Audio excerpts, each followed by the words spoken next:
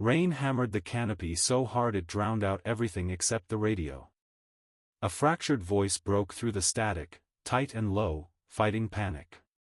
Viper Actual whispered that the team was combat ineffective, pinned against the river, burning ammunition with no clean way out. Men were pressed shoulder to shoulder along the mud bank. Soaked through, hands shaking as they tried to reload in the dark. Rounds snapped overhead and chewed into trees behind them. Boots slid in the muck as someone lost footing and caught himself at the last second. The jungle felt close now, like it was breathing with the enemy. Someone said it quietly, not into the radio. The marksman attachment was gone. A pause followed.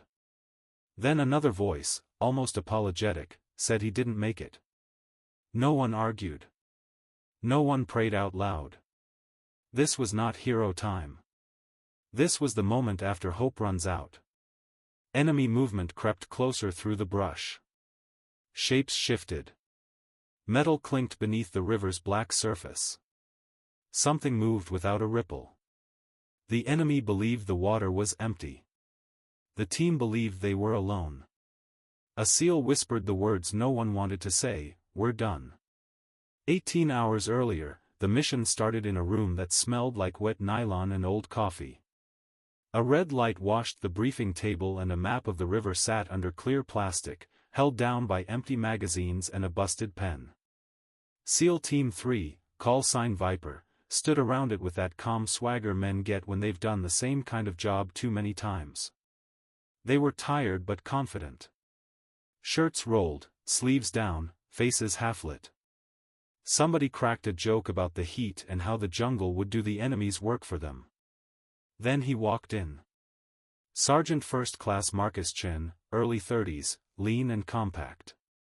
A rifle case in one hand and a small dry bag in the other. No loud entrance, no scan of the room like he needed attention. He just took his spot on the edge and listened. His call sign was Ghost. Not because it sound cool, because it was plain, quiet, and accurate. Ghost was what you couldn't see coming. Ghost was what moved through spaces others couldn't reach. The kind of name that didn't beg for a story. He was attached to Viper as a precision shooter and a water-capable scout. The kind of soldier who could move in the river like it was a road. The kind who could hold his breath longer than most men could hold a thought. But to them, he was still an attachment. A few of the guys looked at his gear, then at his size, then back at the map like he wasn't part of the plan. It wasn't hateful. It was the usual thing. A quiet wall that said, "You're here, but you're not one of us." One of the operators, a big man with a soft southern drawl, nodded toward his dry bag and smiled. "Hope you brought snacks," he said. A couple of laughs followed. Not sharp, just easy. The kind of laugh that makes somebody feel like a visitor. Marcus didn't bite. He didn't force a smile either. He just set his bag down, checked the seal on it, and kept his eyes on the map. Captain James Sullivan ran the brief. Mid-30s, clean haircut, confident voice. He talked like a man who trusted the paperwork more than the jungle. He pointed to a bend in the river, then to a trail line that cut inland. "Intel says light resistance," he said. "Village is asleep. We move fast, hit the target structure, grab what we came for, and we're gone before sunrise." He said it like it was already done. Marcus watched his hand, not his face. The way it tapped the plastic, the way it lingered over the route like the line on the map was the same as ground truth. He waited until Sullivan paused. Then he spoke, in a calm, even tone. "Sir, what's the last confirmed movement in the area?" he asked. "Not the report. Actual eyes on." Sullivan glanced at him like he was deciding whether to answer or to remind him of his place. "Overhead saw nothing," he said. "No fires, no movement. Quiet." Marcus nodded once. Then he asked another question, still calm. "Any signs of fuel storage along the river?" he said. "Anything that could carry downstream?" A couple of the guys exchanged looks. Fuel downstream. It sounded like the kind of detail only somebody obsessed would care about. Sullivan exhaled through his nose. "Sergeant," he said, "we're not here to do environmental science." That got a soft chuckle from the table. Again, not mean, just dismissive. Marcus didn't flinch. He reached into his pocket and pulled out a small waterproof notebook, the kind with smeared pencil marks and tight handwriting. He didn't show it to anyone. He didn't need to. He just said, "Roger that," and went quiet again. Will.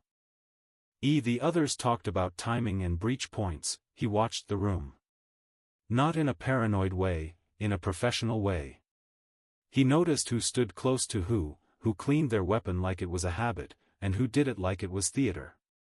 Who kept joking because they were calm, and who kept joking because they were nervous. When the briefing ended, Viper moved toward the staging area. The night air outside was heavy and wet. The river was nearby, dark and slow, and the jungle sat around it like a closed fist. Marcus stopped at the edge of the water and stared for a long second. Not at the surface.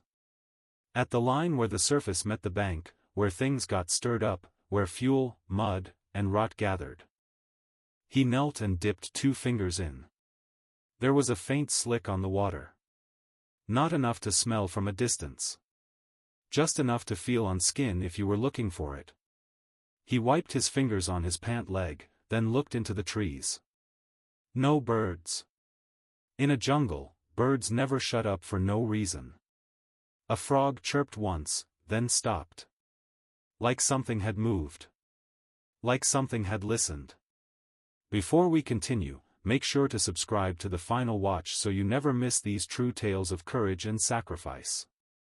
Hit that subscribe button and tell us in the comments where you're watching from today. Behind him, the SEALs loaded their Zodiac. The rubber hull creaked. Metal clinked. A man coughed and didn't bother to hide it. Loud. Too loud for a place that was supposedly asleep. Marcus checked his gear the way he always did. Once, then again. Not because he didn't trust himself, because mistakes don't care how skilled you are. They only care that you're tired.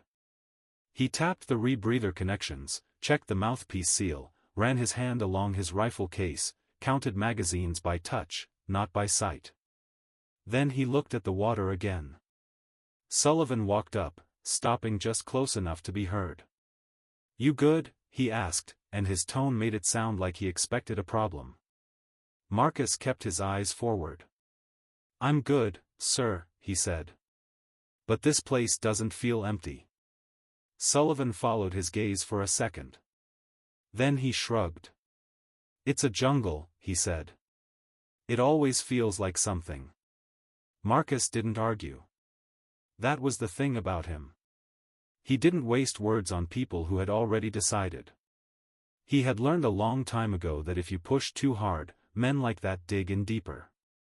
They don't listen better, they just listen less. So he did what he always did. He stored the feeling away. He kept his face neutral. He stayed quiet. As the Zodiac slid off the bank and into the river, the team settled into their positions. Boots braced, weapons tucked in, eyes forward. Marcus sat near the rear, shoulders relaxed, breathing slow. He watched the black water slide past. He watched the reflections of trees in the surface and looked for breaks in the pattern. Because reflections tell the truth. Faces don't always. He counted the bends without looking down. 1, 2, 3. He listened to the motor. He listened to the night. He listened for anything that didn't belong. And the whole time, the men around him still treated him like paperwork attached to a mission. They didn't see what he saw. Not yet. By the time the river narrowed and the Zodiac drifted into the shadow of the far bank, Marcus already knew one thing. If the jungle really was asleep, it would not be this quiet. And if Viper kept moving like nothing could touch them, they were going to learn the difference between confidence and carelessness the hard way. The Zodiac nosed forward, rubber hull whispering against the river's skin. But everything else about the movement was wrong. Too much weight shifting. Too many small sounds stacking on top of each other. A metal buckle clicked. Someone cleared his throat again. A paddle bumped the side and wasn't corrected fast enough. Noise discipline was slipping. Not all at once, but in pieces. The dangerous kind. Marcus felt it before he could name it. The way the river seemed to narrow without actually narrowing. The way the jungle leaned in, branches reaching over the water like hands that already knew where to grab. The motor cut and the Zodiac drifted. Boots hit mud. A whisper of laughter followed, then died. They moved fast once they were off the water. Too fast. The kind of speed that comes from confidence, not caution. Viper flowed inland in a loose file. Weapons up, heads forward, trusting the plan to hold. Marcus stayed in the rear, watching the riverline instead of the backs in front of him. He saw the way the water lapped against the bank in uneven patterns. Saw the faint smear on the surface where fuel rode the current and collected in pockets. His chest tightened. He keyed his radio and kept his voice steady. Ghost to Viper Actual. Recommend pause. I'm seeing indicators along the river. A half-second of silence. Then Sullivan's voice came back. Clipped. Negative. Keep moving. We're on the clock. Marcus slowed his steps. Just a fraction. Enough to think. He had learned long before this night that sometimes the most dangerous lie you tell is not to the enemy. It's to your own command. He tapped the comm again.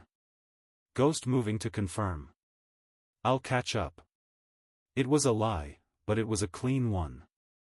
The kind that didn't raise alarms because it sounded like discipline, not defiance. He waited until the man ahead of him stepped over a fallen root. Then he slipped sideways, down into the water, letting the river take his weight. Cold closed around his thighs, then his chest. He angled himself along the bank, moving slow, letting the current help instead of fight him. On comms, he stayed quiet. From the water, everything changed. Sound flattened. Light broke differently. The jungle stopped looking like chaos and started looking like structure. He brought his thermal optic up just enough to clear the surface, keeping the lens dry, breath slow. The truth hit him all at once. Heat signatures bloomed across his view. Not scattered. Not nervous. Prone figures, spaced evenly, overlapping fields. An L-shaped pattern that wrapped around the exact ground Viper was walking toward. Then he saw the heavy weapon. Set back, slightly elevated, angled to rake the trail and the riverbank in one sweep. Not hidden in panic. Emplaced with patience. This was not chance. His pulse didn't spike. It settled. This was the moment his training always led to. The moment where seeing clearly mattered more than feeling anything at all. He keyed the radio again, urgency tight in his throat. Viper Actual, Ghost. You're walking into a prepared kill zone. Repeat, this is deliberate. Heavy weapon covering. Static tore through the transmission. The words broke apart. He tried again, changing frequency, adjusting power. The jungle swallowed it all. He pushed his antenna higher, just for a second. Nothing. Then the radio crackled once and went dead. Not silence. Dead weight. Like a mouth that could no longer open. His stomach dropped. Ahead of him, he could see Viper moving. Still confident. Still loud enough to be seen by men who were already waiting. He wanted to scream, wanted to fire a warning shot, wanted to do anything that would make them stop. But he knew what that would do. A single early shot would not save them. It would only trigger the ambush sooner, on worse terms. So he stayed in the water, watching geometry do what geometry always does. The first flare turned night into a white wound. It hissed as it climbed, then burst, hanging overhead like a false moon. Shadows vanished. The trail lit up. Every man exposed. The heavy gun opened up. It was not a roar. It was a ripping sound, long and steady, like fabric tearing the world in half. Rounds chewed into dirt, trees, bodies. The jungle exploded into noise. Men scattered, shouting. Someone went down hard. Another dragged him by the plate carrier until both disappeared behind a fallen log. Smoke popped thick and red, but instead of hiding them, it painted them. Enemy fire shifted with it, tracking movement like it was being guided. Formation collapsed into instinct. From the river, Marcus saw it all with brutal clarity. Every step Viper took followed lines the enemy had already drawn. Cover that wasn't cover. Dead ground that wasn't dead at all. He watched Sullivan try to rally them, VO. Ice sharp, pushing orders through the chaos. He watched a breacher spin and fall, leg buckling wrong. He watched a man fire until his weapon clicked empty, then freeze for half a second too long before reloading. Seconds stacked up. Each one cost blood. What would you do if you saw the trap and could not stop it? Would you obey and hope leadership found a way out? Or would you break formation and risk everything on your own judgment? Marcus didn't ask himself the question. He already knew the answer. He slid under. The river swallowed him whole. Black and cold, pressure squeezing his chest. He kicked slow, keeping his silhouette low, letting the current pull him along the bank. Roots brushed his shoulders. Something snagged his pack and he froze until it slid free. Above him, gunfire cracked and echoed. He could feel the vibration through the water. Each burst a dull thud against his ribs. He surfaced just enough to breathe, then went under again, angling toward the rear of the ambush. Toward the men who believed the river protected them. His boot caught on something solid. He kicked once. Nothing. Kicked again. Panic clawed at the edge of his control, sharp and sudden. He forced it down. Hands went to his laces. He cut without looking. The boot came free and vanished into the dark. He didn't chase it. He pushed forward, lungs burning, vision narrowing, counting seconds in his head the way he had 100 times before.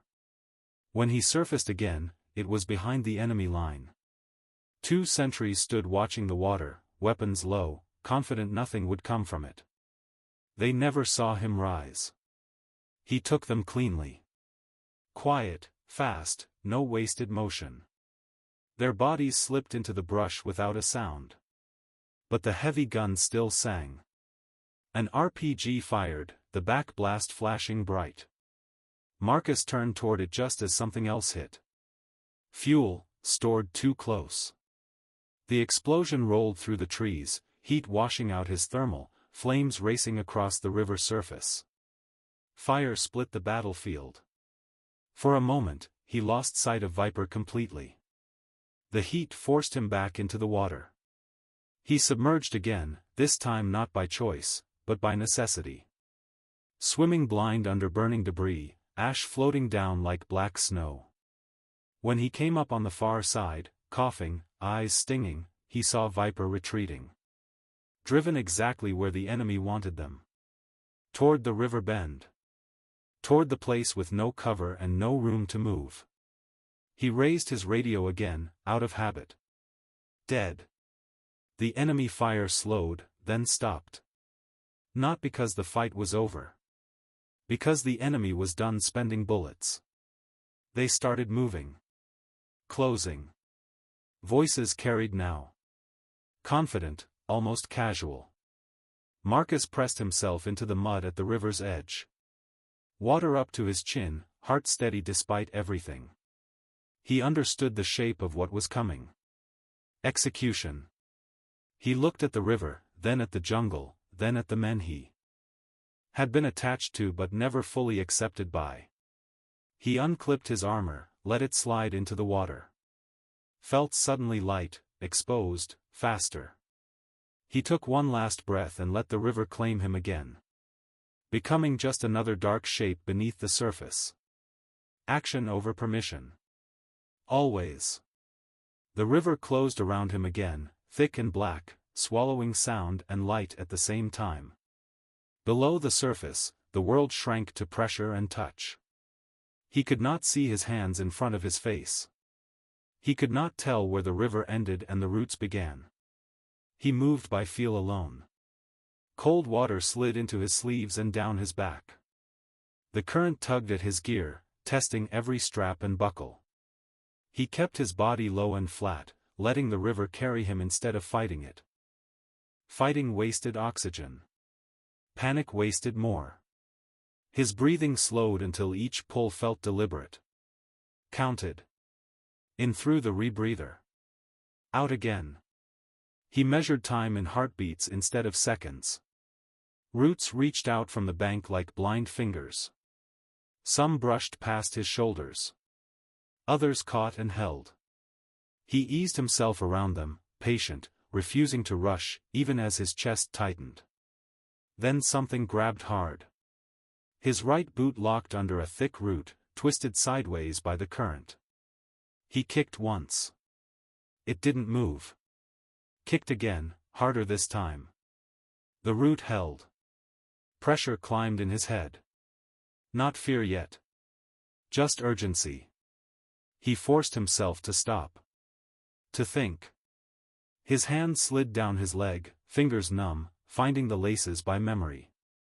He pulled the blade free and cut clean. No sawing. No hesitation. The boot came loose and vanished into the dark, tugged away by the river like it had never been his. He pushed forward immediately, not looking back, not counting what he had lost. Oxygen burned hotter now, a steady ache behind his eyes. He ignored it. When he surfaced, it was slow and careful. Just enough to bring his face above water. He did not gasp. He did not rush. He stayed still and listened. Gunfire echoed farther away now. The main fight had shifted. That told him something. He raised his optic just enough to scan. 2 heat signatures stood near the bank. Enemy sentries watching the water. Relaxed. Their weapons were low, angled toward where the team had been, not where he was. They believed the river was empty. He studied them for a full breath. Not because he needed to, because rushing created noise, and noise drew attention. He came out of the water behind them like a shadow rising at the wrong time of day. The first went down before he could turn. The second started to move, a half step, a muscle twitch, and then he was gone too. No drama. No wasted motion. Bodies lowered into the brush, positioned so they would not be seen unless someone was looking very hard. He heck their gear quickly. Radios, ammo, no surprises. Only then did he look past them. What he saw made him pause. The enemy line was not sloppy. There was no bunching, no random movement. Fighters were spaced with purpose. Fields of fire overlapped cleanly. Men shifted positions on hand signals, not shouted orders. This was not a mob. This was a unit. He watched for a full minute, cataloging details the way he always did. A leader moved with confidence, not hurry. Runners passed messages without breaking formation. A heavy weapon crew stayed covered, protected by 2 others who never strayed far. Leadership was shielded. Not by chance. By design. His jaw tightened. Militia did not move like this. He slid back into the water, repositioned, and came up farther down the bank. Again, he waited before moving. Again, he watched the same discipline, the same control. This was command and control. Someone had planned this. Someone had rehearsed it. The ambush had layers, and the follow-on movement was just as deliberate as the initial strike. He caught a glimpse of a man signaling with 2 fingers and a closed fist. The signal was correct. Textbook. Not something picked up from a blurry video or a second-hand lesson. Another man mirrored it without hesitation. That kind of fluency came from training. From repetition. From leadership that enforced standards. A chill moved through him that had nothing to do with the water. He shifted position again, keeping the river between himself and the enemy whenever he could. His movement stayed smooth, economical, almost detached. To anyone watching, he would have looked like part of the environment. Another shadow. Another ripple. He tracked the enemy's focus and realized something else. Their attention kept pulling toward one man in particular. Orders flowed from him. Movement adjusted around him. When he shifted, the whole line adapted. Marcus did not know his name. He did not need to. He was command. And command was too close to the river for comfort. He edged closer, breath steady despite the burn. His body ached now. The kind of deep ache that came from working past limits and ignoring it anyway. He acknowledged it and set it aside. There was one more detail that settled heavy in his gut. This ambush felt personal. Not emotional. Not angry. Personal in the way only preparation could be. Routes covered. Timing perfect. The team's movement anticipated instead of reacted to. Someone had known where Viper would be. Someone had known when. He stayed in the water, half submerged, eyes on the enemy line, mind already moving ahead. Whatever this was, it was bigger than a bad night. And if he didn't act soon, there would be no one left to warn. The pressure on Viper did not ease. It narrowed. Rounds snapped closer now. Not wild. Not rushed. Each burst forced the team to move the same direction, step by step, back toward the river they had tried to leave behind. Mud sucked at boots. Branches tore at sleeves. Every man could feel it. Even if none of them said it out loud, they were being pushed. Sullivan shouted orders, but his voice no longer carried authority the way it had earlier. It carried urgency. He called for movement, for covering fire, for spacing that no longer existed. Men answered when they could. Short and sharp, conserving breath the same way they conserved ammo. Click. Click. Those sounds landed heavier than gunfire. A rifle went dry, and the man holding it froze for half a heartbeat before slapping in a new magazine. Another operator fired short bursts, counting each one under his breath. Smoke drifted and then hung, refusing to move, turning the air into something thick and bitter. Morale did not break all at once. It thinned like fabric worn too long. Someone muttered that they were almost empty. Someone else answered that they already were. Nobody laughed this time. Then the enemy fire stopped. Not all at once. Not clean. Just enough to be noticed. The silence hit harder than the noise had. Sullivan raised his hand, signaling a halt that barely mattered anymore. He strained to hear through the ringing in his ears. Around him, the team crouched low, weapons up, waiting for the next wave. It did not come. From beneath the river's surface, Marcus felt the shift before he heard it. The water carried sound differently. He caught the subtle change in vibration. The way movement replaced firing positions. Boots in mud. Men talking closer together. They were done spending bullets. They were about to rush. He hovered just below the surface, waterline kissing his jaw, eyes barely breaking the skin. Through his optic, he watched the enemy line tighten. Fighters moved in closer, confidence creeping into their posture. Weapons slung lower. Spacing collapsed. They believed it was over. Marcus looked down at himself and made the decision without hesitation. His armor was protection, but it was also weight. Weight slowed him. Weight made noise. Weight pulled at him when he needed to move like the river itself. He unclipped it and let it sink. The plate carrier slid off his shoulders and disappeared into the black, bubbles marking its path for only a second before they vanished. The cold pressed closer against his chest. He felt suddenly exposed. Suddenly lighter. Invisible. He adjusted his grip on the rifle, checked the chamber by feel, and settled into stillness. Not hiding. Waiting. Above him, the enemy began to move as a group.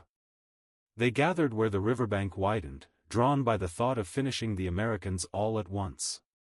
No more patience. No more careful angles. This was the mistake he needed. He did not rise immediately. He waited until leaders. Hip stepped forward. Until the man giving hand signals moved into the open. Until the heavy weapon crew relaxed just enough to shift their stance. Only then did he break the surface. Not with a splash. With a controlled lift. Water streaming off his shoulders, rifle already aligned. He fired before anyone could shout. The first round took command. The second took the man beside him who had reached for a radio. The third dropped the heavy gunner mid-turn. This was not panic fire. This was geometry solved one piece at a time. The suppressor erased direction. Shots sounded like they came from everywhere and nowhere. The enemy staggered, confused, trying to orient, trying to understand how death was coming from behind what they believed was empty water. Marcus kept moving as he fired. 2 steps. Stop. Fire. Shift. Fire again. Each shot chosen. Not rushed. He did not chase bodies. He dismantled capability. Weapons next.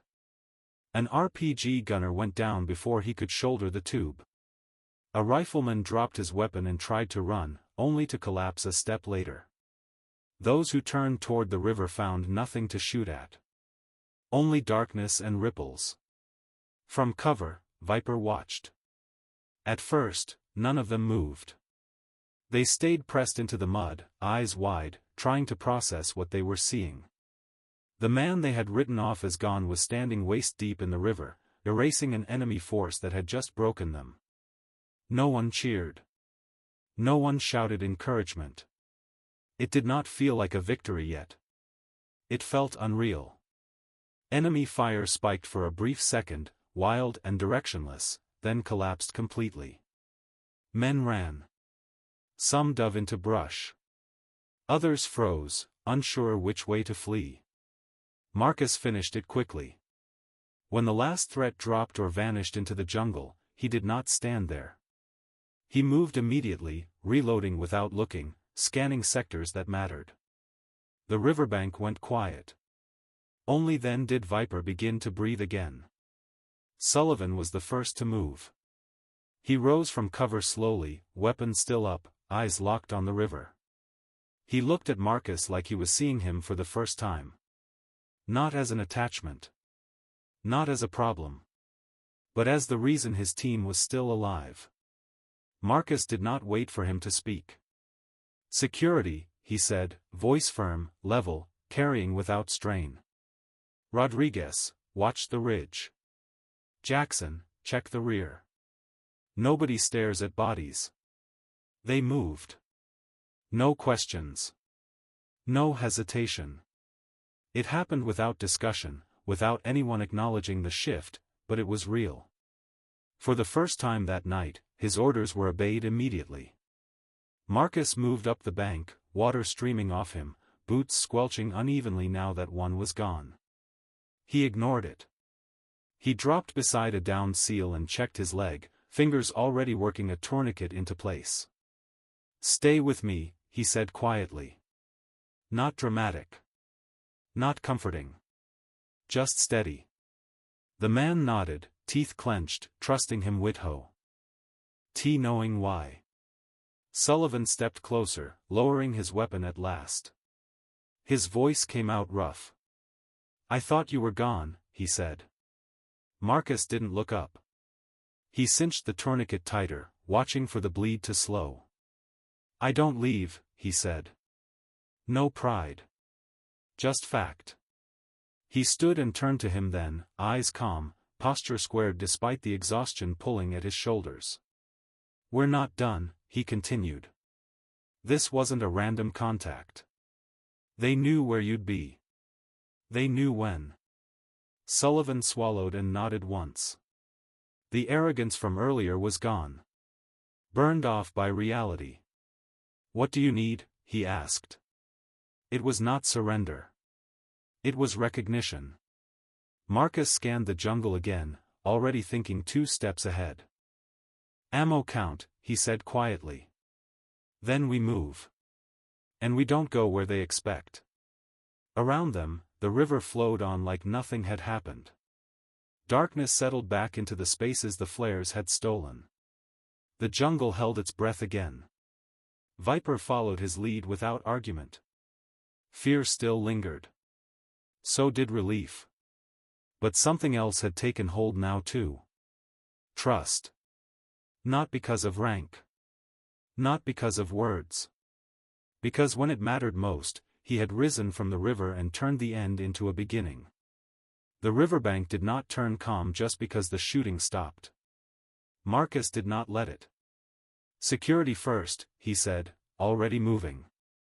"Nothing else matters." His voice was even. Not loud. But it cut through the fog in everyone's head. Rodriguez took the ridge without being told twice. Jackson shifted rear security, eyes scanning the tree line like the fight could restart any second. The rest spread out, covering angles that actually mattered. Only then did he drop to his knees beside the wounded. He worked fast. Not rushed. Hands steady as he checked tourniquets, pressure dressings, breathing. He spoke to each man the same way. Short sentences. Clear instructions. No false comfort. "You're stable. Don't move. Look at me. Not the jungle." The team followed his rhythm without realizing it. Weapons stayed up. Fingers stayed disciplined. Nobody wandered. Nobody panicked. Sullivan watched it happen and did not interfere. When the last casualty was set, Marcus stood and wiped his hands on his pants. He looked toward the bodies near the river's edge. One in particular. "That one," he said, nodding toward the man who had been directing the enemy. "I want him checked." Jackson moved with him, covering while he knelt. The man was dead. Clean. No surprise there. Marcus searched him the way he had been trained to. Fast, thorough, respectful. He found the folder inside his vest. It was sealed in plastic, laminated like it mattered. He slid it out and opened it under the faint glow of a covered light. The first thing inside was a photo. Sullivan's breath caught before he realized it. It was him. Clear. Recent. Taken from above. He was standing near the river, helmet off, talking to someone outside frame. The angle was wrong for chance. The clarity was wrong too. Under the photo was a map. Their route marked. Bends. Timing notes written in careful block letters. A kill zone circled in red, sitting exactly where the ambush had detonated. No guesswork. No improvisation. Marcus closed the folder and stood. He walked it over to Sullivan and handed it to him without ceremony. Sullivan stared at it longer than he should have. His jaw tightened. The confidence he had carried all night finally cracked. "This isn't," he started, then stopped. Marcus shook his head once. "It's not coincidence," he said quietly. "They weren't waiting for Americans. They were waiting for you. For this team. For this route." The others gathered close, drawn in despite themselves. No one spoke. The jungle felt closer again, but for a different reason. They had spacing, leadership protection, follow-on movement, Marcus continued. That doesn't happen by luck. Someone upstream knew when you'd move and where. Sullivan swallowed hard. You're saying we were compromised. I'm saying someone sold the ticket, Marcus replied. No anger. No accusation. Just fact. Silence stretched. Nobody argued. Nobody asked for proof beyond what was already in Sullivan's hands. In that moment, something shifted. Not loudly. Not officially. Sullivan looked up at Marcus, eyes tired. Honest. What do you recommend? He asked. It was the first time all night he hadn't framed it as permission. Marcus took the folder back, slid it into his own pouch, and scanned the jungle again. We go quiet, he said. No transmissions unless I say. We change direction. And we stop thinking extraction is rescue. It's bait. No one challenged him. The chain of command did not disappear. It simply adjusted to reality. And everyone there felt it. Marcus did not talk about extraction like it was salvation. He talked about it like it was a problem. The bird will pull eyes, he said quietly. They'll watch every obvious path, every clearing, every place that looks like hope. Sullivan nodded without hesitation. He did not look at the map anymore. He looked at Marcus. So we don't take it, he said. So we don't walk where they're waiting, Marcus replied. No one argued. No one suggested an easier option. The team moved the way people move when they stop believing in shortcuts. They went slower. They went quieter. Every step was placed. Every branch eased aside instead of snapped. Weapons stayed up, but fingers stayed disciplined. Jungle no longer felt like something to rush through. It felt like something to survive. They reached the ravine just before dawn began to thin the dark. It was narrow and ugly. Limestone walls rising steep on both sides, slick with moss and roots. The kind of place where sound traveled wrong. The kind of place that swallowed mistakes whole. Marcus stopped them with a raised hand. This is where they'll close, he said. If they're tracking us, this is the funnel. Jackson exhaled slowly. No room to maneuver. No, Marcus agreed. Which means they won't expect resistance. They took positions without discussion. Ammo came out. Magazines were checked, then checked again. The count was not good. Low. Marcus didn't soften it. We don't have enough to fight fair, he said. So we don't. Jackson worked quietly with what he had, hands steady despite the pressure. He rigged a grenade into a root fork, wire stretched just tight enough to catch a rushing leg. It wasn't elegant. It was necessary. When it was done, they stepped back and looked at what they had built. One chance, Jackson said. Marcus shook his head. Too obvious, he said. He walked forward into the open part of the ravine where the path widened just enough to be seen from above. He knelt there, rifle resting easy, posture relaxed like he belonged. Sullivan stiffened. Ghost. They won't sprint into a ghost, Marcus said. They'll sprint into a person. He didn't raise his voice. He didn't dramatize it. He simply stated the math. If they slow down, they see the wire, he continued. If they sprint, they die. No one liked it. No one stopped him. He settled into stillness. Breathing slow, eyes forward. The kind of stillness that didn't come from fear. The kind that came from acceptance. Minutes stretched. The jungle made its small noises again. Insects. A distant bird. Somewhere far off, water moved over stone. Then Marcus felt it. Pressure.